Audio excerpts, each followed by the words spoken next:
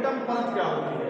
तो सबसे आंतरिक परत जो लघु बीजाणुधानी की है, लघु बीजाणुधानी में कितने परतें होती है? टोटल 4 परतें होती हैं। तो उसकी सबसे आंतरिक परत कौन सी होती है?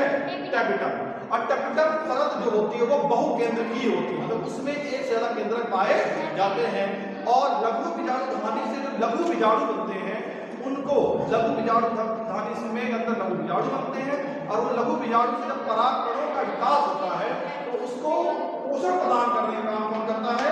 आपका टेपिटम। तो टेपिटम परत का काम क्या होता है? पहले प्रश्न का उत्तर क्या होगा आपका? आपको लिखना है टेपिटम परत, टेपिटम परत क्या काम करती है? का कार्य होता है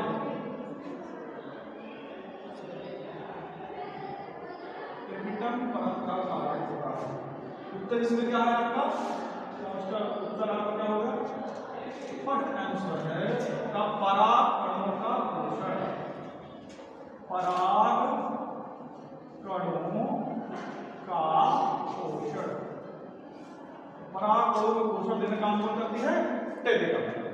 अगला एमसीक्यू या बहुविकल्पी के प्रश्न है, निम्न में से कौन सा अपरदहारी है? दहारी है, अपरदहारी।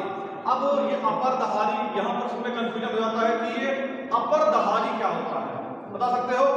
निम्न में से कौन सा अपरदहारी है? ऑप्शन 1 है केंचुआ, ऑप्शन 2 है पक्षी, ऑप्शन 3 है मेंढक, या ऑप्शन 4 आप कह सकते हैं हाथी। कौन सा ऑप्शन होगा? केंचुआ। अब अपरदहारी जिसको बोल रहे हैं, हम क्या होता है अंग्रेजी बोलते हैं इसको डेट्रीवोर्स, है ना, जो कि सड़े गले चीजों के मिट्टी के अंदर पाए जाते हैं और उनसे अपना पोषण कर सकते हैं, प्रदान करते हैं, उन्हें हम क्या बोलते हैं? अपरदहारी। तो इसका सही आंसर है आपका केंचुआ। क्वेश्चन आपका क्या है? क्वेश्चन नंबर क्या?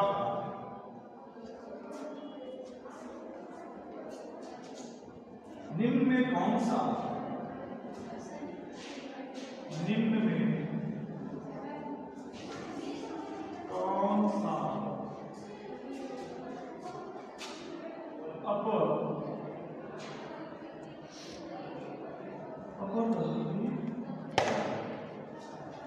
इसका उत्तर होगा उत्तर खा। उत्तर खा क्या होगा आपका? केंचुआ।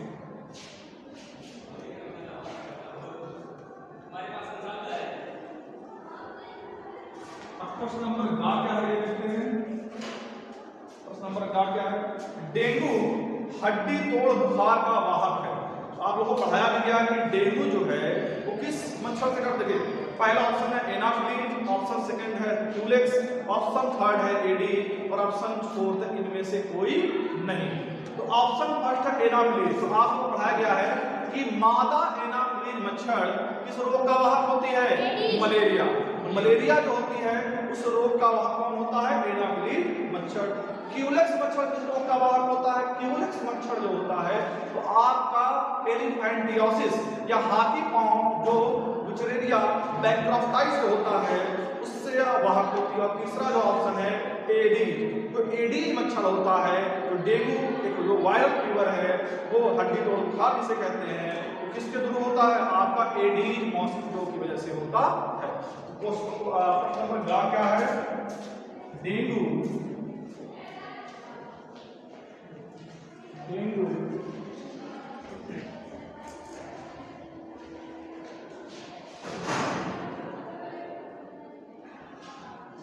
हड्डी तोड़ बुखार का वाहक है।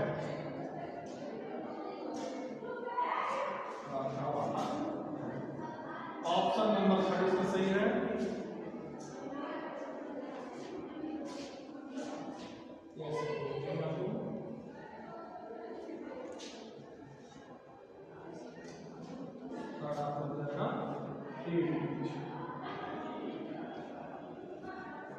क्वेश्चन नंबर घ जो है, घ क्वेश्चन कहता है, हम इसको पढ़ते हैं। क्वेश्चन नंबर घ है, कौन सा एंजाइम डीएनए को विशिष्ट स्थान पर काटता है? हम लोग सुने हैं, आप लोगों को पढ़ाया गया था जैव प्रौद्योगिकी प्रक्रम वाले चैप्टर में कौन सा एंजाइम डीएनए को विशिष्ट स्थानों पर काटता है? तो बना लेते हैं हम लोग डीएनए।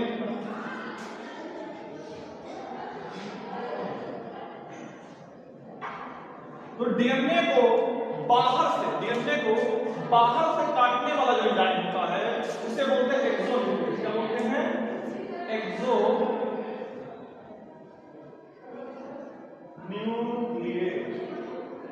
और डीएनए को अंदर से उनके खंडों काटने से बोलते हैं एंडोन्यूक्लियस।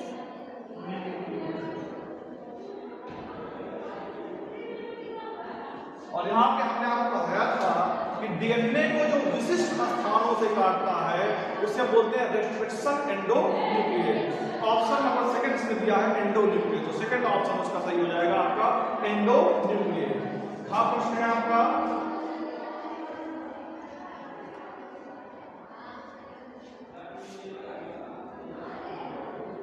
कौन सा एंजाइम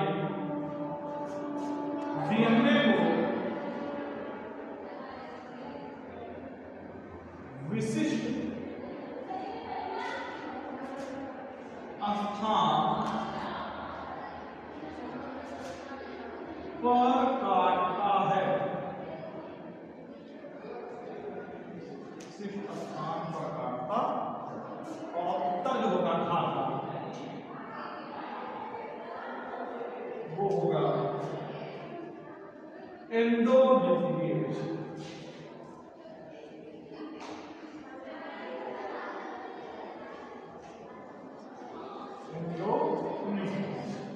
ये आपके 4 बहुत जल्दी प्रश्न है जिनका उत्तर ये है।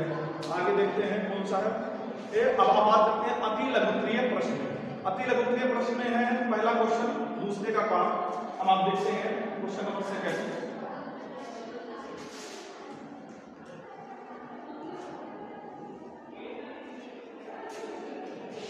क्वेश्चन नंबर सेकंड की बात करते हैं। लिखा है क्वेश्चन आपका शुक्राणुओं का पोषण प्रदान करने वाली कोशिकाओं का नाम लिखिए। तो उन कोशिकाओं का नाम पूछा है जो शुक्राणुओं के निर्माण के समय शुक्राणुओं को पोषण प्रदान करते हैं। तो आपको पढ़ाया गया था उन्हें क्या कहते हैं? सहायक कोशिकाएं या सर्टोली कोशिकाएं। तो आप सहायक कोशिकाएं लिखे आप याद रखिएगा सर्टोली कोशिकाएं। क्वेश्चन है आपका शुक्राणुओं का पोषण प्रदान करने वाली कोशिकाओं का नाम।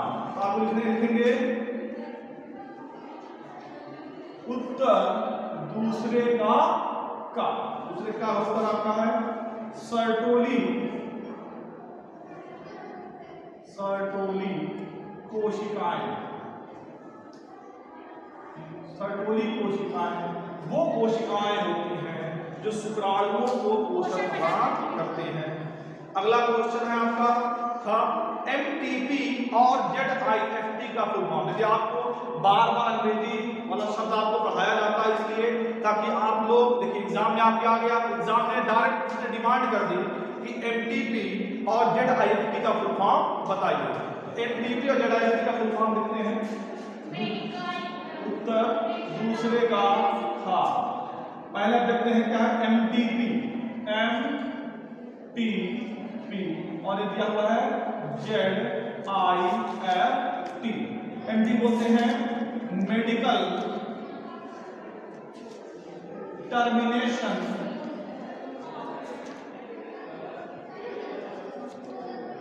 Of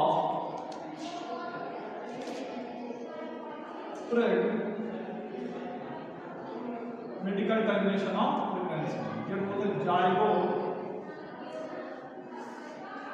intra fallopian transfer.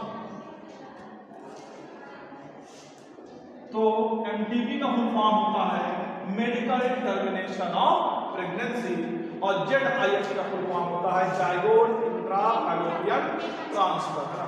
अपने सर ये मतलब क्या क्या होता है? तो मेडिकल टर्मिनेशन ऑफ प्रेगनेंसी जो होती है उसमें क्या होता है कि हम देखिए एक स्त्री जो गर्भवती होती है उसको 3 भागों उसके चक्र को 3 भाग बांटते हैं। बोलते हैं फर्स्ट ट्राइमेस्टर, सेकंड ट्राइमेस्टर और थर्ड ट्राइमेस्टर। तो पहले 3 महीने जो होते हैं जो फर्स्ट ट्राइमेस्टर होते हैं वहां पर है ना जब बच्चे के शरीर के अंदर कोई विकृति हमें देखने को मिलती है तो डॉक्टर की सलाह लेकर करके हम क्या करते हैं, मेडिकल मतलब उस बच्चे को टर्मिनेट कर सकते हैं, उसको खत्म कर सकते हैं, है ना। जबकि नेचुरली ऐसा कहने का मतलब ये है नहीं होता है, और कहने का मतलब ये है कि अगर जानबूझ कर ये किया जाता है ऐसी कंडीशन में क्या होता है, ऐसी कंडीशन में अगर ये जानबूझ कर किया जाता है तो एक प्रकार का ये अपराध है जिसमें जेल भी हो सकती है। लेकिन अगर बच्चे में कोई शरीर में विकृति है तो डॉक्टर की सलाह लेकर करके और सरकारी दस्तावेजों को लेकर के हम ये किया जा सकता है मेडिकल टर्मिनेशन ऑफ प्रेगनेंसी, है ना। जिफ्ट क्या है, आप लोगों को पढ़ाया जाता है test tube baby. Test tube baby में आप लोगों को पढ़ाया जाता है बहुत सारे तकनीक होती है जिनके द्वारा हम कह सकते हैं कि टेस्ट ट्यूब बेबी प्रोग्राम को करते हैं।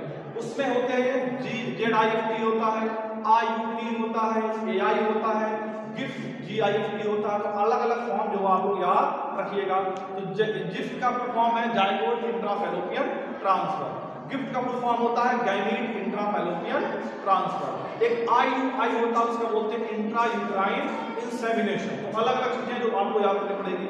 अगला क्वेश्चन है दूसरे का गाइड नंबर का क्वेश्चन है अनुवांशिकता की इकाई क्या है। क्वेश्चन ये है अनुवांशिकता की इकाई क्या है। तो आपको पढ़ाया गया था अनुवांशिकता की इकाई क्या होती है, जी। क्या होती है, जी। अनुवांशिकता की इकाई क्या होती है, जी। अनुवांशिकता की इकाई होती है, अनुवांशिकता की इकाई क्या होती है, जी। अगला प्रश्न है अनुवांशिक कूट में कितने प्रकूट कोडांतरिक होते हैं। तो आप लोग को अनुवांशिक कोड की विशेषता लिखाई गई थी।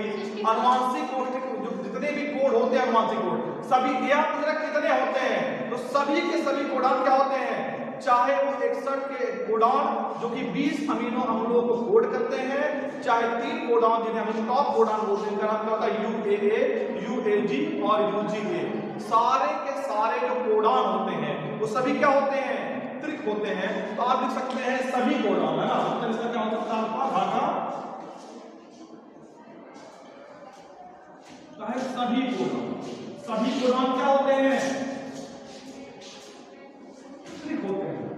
64 61 कोडान जो कि अमीनो अम्लों को कोड करते हैं और 3 कोडान ऐसे होते हैं जो किसी अमीनो अम्ल को कोड नहीं करते हैं, उन्हें हम स्टॉप कोडान भी कहते हैं। अगला क्वेश्चन है वाहित मल क्या है। तो आप लोगों को जो पढ़ाया गया मानव कल्याण में सूचना उसमें वाहित मल के बारे में दिया हुआ है।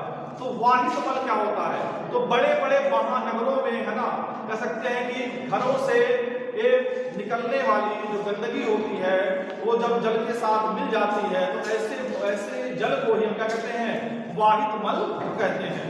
एक नंबर का ये क्वेश्चन है जो कि आपको पूछा जाएगा कि वाहित मल क्या होता है। ऐसा जल या जिसमें मनुष्य का उत्सर्जी पदार्थ ह्यूमन एक्सक्रीटा भी शामिल होता है।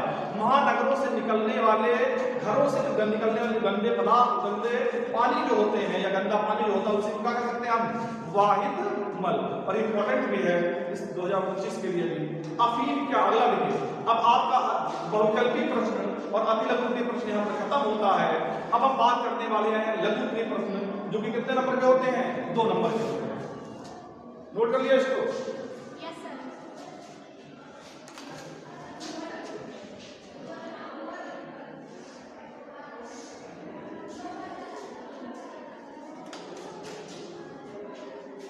अब बात करते हैं लघुत्तरीय प्रश्न। लघुत्तरीय प्रश्न में आपका पहला क्वेश्चन है अफीम क्या है, यह किस पौधे से प्राप्त होता है। तो मानव स्वास्थ्य एवं रोग में जहां पर ड्रग एल्कोहल का प्रयोग के बारे में बताया गया था वहां पर इसके बारे में आपको जानकारी दी गई है। अफीम क्या है, ये किस पौधे से प्राप्त होता है। तो हम लोग जानते हैं अफीम एक मादक पदार्थ है।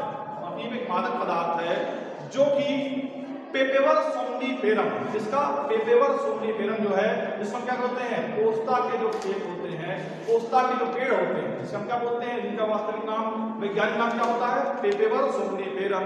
उसका जो कह सकते हैं कि उसकी जो बर्ड्स होती है, उसकी जो कलियां होती हैं, मतलब फूल खिलने से पहले बर्ड स्टेज के अंदर ही हम उसमें जीरा लगाते हैं, उसका जो लेटेक्स निकलता है, उससे जब उसको हम पदार्थ निकाल लेते हैं तो वही पदार्थ क्या होता है आपका क्या होता है, अफीम होता है। और अफीम जो है एक प्रकार से वो डाइएसिटिल मॉर्फिन भी होता है, जो मादक पदार्थ है जो कि एथलीट के द्वारा भी दिया जाता है। क्लाइंट-फिल्टर एवं टर्नर सिंड्रोम के गुणसूत्रों की संख्या क्या होती है?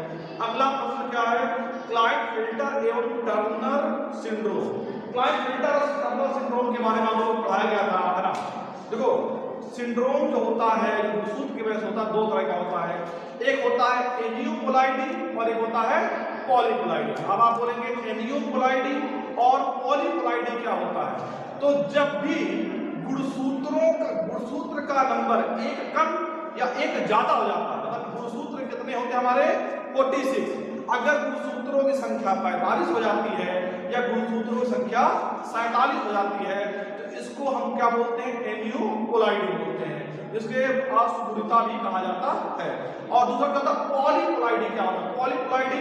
मतलब गुणसूत्र कितने होते हैं, दो सेट होते हैं, 23 से एक सेट, 46 गुणसूत्रों में 2 सेट होता है। अगर गुणसूत्र एक सेट ज्यादा हो जाए, एक सेट के पूरा गुणसूत्र ज्यादा हो जाए तो इसको हम क्या बोलते हैं, पॉलीपोलाइडी बोलते हैं। तो इसमें लिखा है क्वेश्चन, क्लाइंट-फिल्टर और टर्नर सिंड्रोम में गुणसूत्रों की संख्या। तो आप लोगों का लिखा हुआ है क्वेश्चन, उत्तर नंबर जो है तीसरे का था उत्तर है क्लाइंट-फिल्टर। तो आप लिखेंगे क्लाइंट-फिल्टर,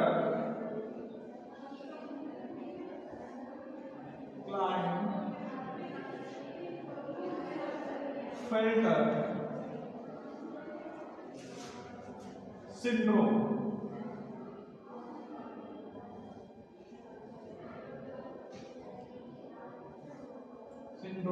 में गुणसूत्रों की संख्या,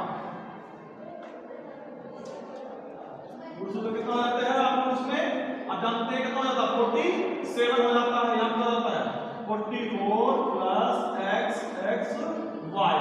यहाँ पर एक यक्ष गुणसूत्र किसी वजह से ज्यादा आता है, किसमें, क्लाइंट-फिल्टर सिंड्रोम में। और दूसरा क्या है, टर्नर सिंड्रोम। टर्नर सिंड्रोम में क्या होता है बात करते हैं, पहला क्या है टर्नर सिंड्रोम। आप लोगों को पता होगा टर्नर सिंड्रोम में क्या होता है, एक स्त्री में एक यक्ष गुणसूत्र माता के द्वारा और एक यक्ष गुणसूत्र पिता के द्वारा मिलता है, लेकिन किसी वजह से जब उस स्त्री में 46 गुणसूत्रों की जहां क्या होता है, एक गुणसूत्र कम हो जाता है, केवल कितने गुणसूत्र हो जाते हैं 45। तो टर्नर क्वेश्चन जो पूछा हुआ उसके अकॉर्डिंग आप कितने गुणसूत्रों की संख्या कितनी होती है टर्नर सिंड्रोम में, आपकी 45। क्या होते हैं 44 प्लस XO का मतलब यहाँ पे क्या होता है 0 होता है, मतलब वहां पर कोई गुणसूत्र नहीं होता है। अगला क्वेश्चन है, मानव में प्रतिरक्षा इम्यूनिटी कितने प्रकार की होती है, उसके नाम लिखिए। तो यहाँ पर केवल नाम लिखने को बोला है, तो मानव देखो पहले आप अगर ये ऐसा प्रश्न आता है तो आप पहले प्रतिरक्षा का डिफिनेशन लिखेंगे। मानव में प्रतिरक्षा क्या होता है, एक जीव का या एक कह सकते हैं कि मानव के अंदर रोगों से लड़ने की क्षमता, बीमारियों से लड़ने की क्षमता को ही क्या कहते हैं, आप लोग क्या कहते हैं प्रतिरक्षा या इम्यूनिटी कहते हैं। अब ये प्रतिरक्षा दो प्रकार की होती है, एक होती है सहज प्रतिरक्षा जो कि जन्म से ही होती है, और एक होती है आपकी उपार्जित प्रतिरक्षा जो जन्म के बाद होती है। अब कहेंगे सर सहज प्रतिरक्षा में क्या क्या आता है, तो सहज प्रतिरक्षा में क्या होता है, देखिए हमारे शरीर की त्वचा एक प्रकार का फिजिकल बैरियर है, मतलब ये किसी भी प्रकार के रोग जनक को शरीर के अंदर आने नहीं देती है। हमारे शरीर के जो भी भाग का बाहर होता है वहां पर श्लेष्म की एक मोटी मतलब म्यूकस की एक आवरण होते हैं जो कि क्या करते हैं, एक तरह का फिजियोलॉजिकल बैरियर की तरह काम करते हैं। उसके बाद हमारे पेट के अंदर, हमारे स्टमक के अंदर क्या पाया जाता है, अम्ल पाया जाता है, कौन सा होता है हाइड्रोक्लोरिक अम्ल, जो कि हमारे शरीर को विभिन्न प्रकार के रोगों से रक्षा करता है। उसके बाद आप क्या कह सकते हैं कि हमारे शरीर में जन्म से ही PMNL पॉलीमॉर्फोन्यूक्लियर लिम्फोसाइट्स नाम की कोशिकाएं होती हैं जो कि हमें बीमारियों से हमारी रक्षा करती हैं। या क्या होगा? सहज प्रतिरक्षा। और उपार्जित प्रतिरक्षा क्या होती है? एक मनुष्य अपने जीवन के दौरान जो प्रतिरक्षा को अर्जित करता है उसे हम उपार्जित प्रतिरक्षा कहते हैं। उपार्जित प्रतिरक्षा दो प्रकार की होती है, सक्रिय एवं अक्रिय या निष्क्रिय बोल सकते हैं, जो अंग्रेजी से क्या बोलते हैं। अब सक्रिय प्रतिरक्षा क्या होगी? ऐसी प्रतिरक्षा जो कि किसी बीमारी के होने की वजह से जब एंटीबॉडी, याद रखिएगा जो प्रतिरक्षी है, जो एंटीबॉडीज है, जब खुद डेवलप होंगे उसे क्या बोलेंगे? हमारा शरीर खुद डेवलप जब करेगा उसे क्या बोलेंगे? सक्रिय प्रतिरक्षा। और जब एंटीबॉडी या प्रतिरक्षी हमें बनी बनाई जब दे दी जाएगी उसे क्या बोलेंगे? निष्क्रिय प्रतिरक्षा। इसको जो डिटेल में आपको पढ़ाया गया है आप उसके प्रश्न को उत्तर लिख सकते हैं। अगला क्वेश्चन है प्रतिजैविक क्या है? प्रतिजैविक क्या है? अंग्रेजी में वो प्रतिजैविक कंफ्यूज हो जाते हैं। तो प्रतिजैविक को अंग्रेजी क्या बोला जाता है? एंटीबायोटिक। क्या बोला जाता है? एंटीबायोटिक। तो एंटीबायोटिक जो होता है इसका बोलते हैं प्रतिजैविक। आपको कहानी सुनाई गई थी आपको पेनिसिलिन, जो पहली एंटीबायोटिक इसे किसने बनाया था? 1929 में अलेक्जेंडर फ्लेमिंग ने। अलेक्जेंडर फ्लेमिंग ने 1929 ईस्वी में पहली बार अलेक्जेंडर फ्लेमिंग ने पेनिसिलिन की खोज की थी। तो ये पूछा गया है प्रतिजैविक क्या है? तो एंटीबायोटिक ऐसे पदार्थ हैं या ऐसे केमिकल हैं जो कि ऐसे ऐसे रोगों से हमारी रक्षा करते हैं, ऐसे रोगाणुओं का नाश करते हैं जो किससे होती है? बैक्टीरिया से होती है। मतलब जीवाणु जनित रोगों से लड़ने के लिए या जीवाणु जनित रोगों को ठीक करने वाले पदार्थों को हम क्या कहते हैं? एंटीबायोटिक। ऐसे रासायनिक पदार्थ जो जीवाणुओं से होने वाले रोगों का निवारण जिससे हम करते हैं क्या बोलते हैं?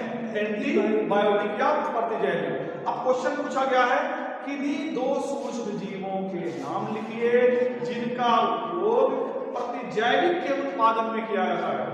तो वो सूक्ष्म जीव कौन कौन से हैं? तो पहला सूक्ष्म जीव जो होगा आपका सबसे आसान है पेनिसिलिन। क्या नाम है उसका वैज्ञानिक नाम? Penicillium notatum. पेनिसिलियम नोटेटम नाम का एक कवक था एक कवक है जिसके द्वारा पेनिसिलिन नाम की एंटीबायोटिक या प्रतिजैविक बनाई जाती है। दूसरा क्या है? स्ट्रेप्टोकोकस। एक जीवाणु का नाम क्या है? स्ट्रेप्टोकोकस जीवाणु। उस जीवाणु से कौन सी एंटीबायोटिक बनती है? स्ट्रेप्टोमाइसिन। कौन सी जीवाणु बनती है एंटीबायोटिक? स्ट्रेप्टोमाइसिन। तो दो लोगों का यहाँ पे नाम पूछा हुआ है। तो पहला लिखेंगे पेनिसिलियम नोटेटम, एक कवक है जिसके द्वारा कौन सा एंटीबायोटिक बनता है? जिसके द्वारा कौन सा एंटीबायोटिक बनता है? आपका कौन सी? पेनिसिलिन। और दूसरा जो होता है तो जिनका प्रयोग प्रतिजैविक, दूसरा क्या होता है? स्ट्रेप्टोमाइसिन। स्ट्रेप्टोमाइसिन से कौन सा बनता है? स्ट्रेप्टोमाइसिन और एजिथ्रोमाइसिन नाम की दो एंटीबायोटिक से बनाई जाती है ना। उत्तर का लिख देते हैं हम मुझे तीसरे का उत्तर क्या है?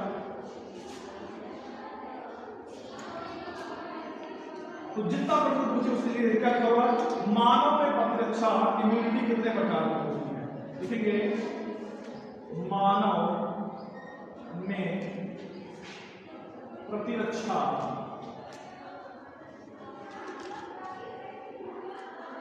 इम्यूनिटी, मानव में प्रतिरक्षा इम्यूनिटी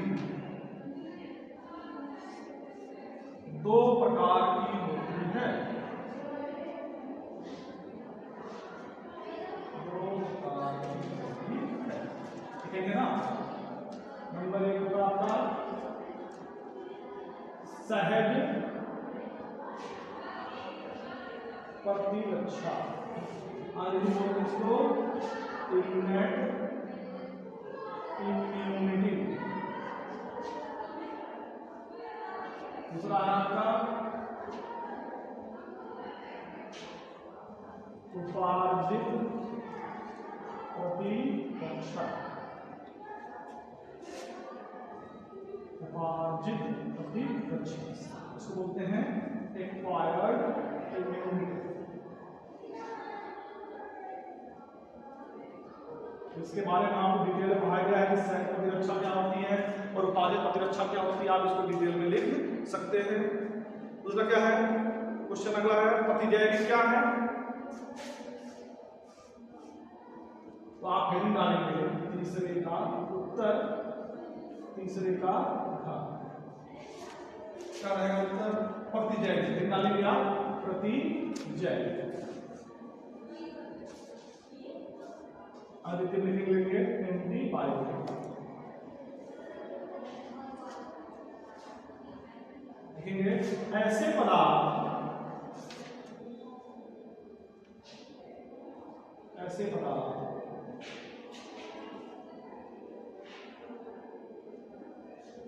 जो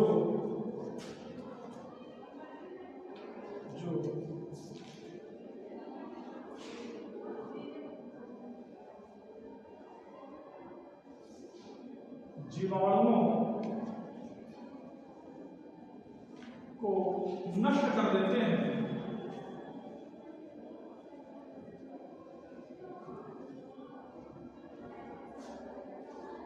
प्रतिजैविक कहलाते हैं।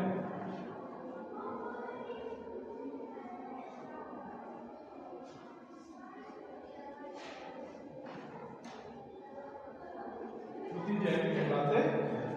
इसके दो प्रतिजैविक का नाम लिखा हुआ है क्वेश्चन में। इसमें पहला लिखते हैं, पहले लिखते हैं आपका पेनिसिलिन। पेनिसिलिन इससे प्राप्त होता है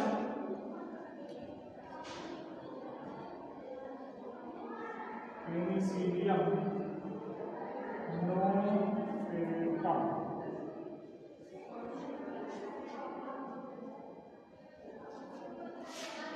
क्या है प्रकार का? कवक।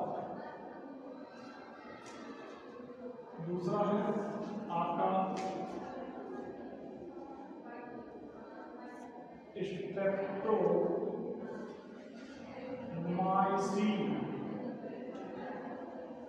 या स्ट्रेप्टोमाइसिन है, या फिर किसी ने कहा है आपका एजिथ्रोमाइसिन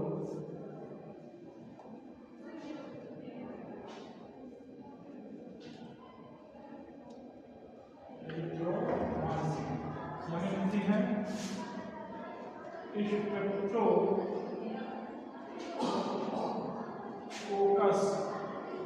नामक एक प्रकार का जीवाणु, जीवाणु से ही हमें जीवाणु को अलग जीवाणु बनाने का काम करने वाले एंटीबायोटिक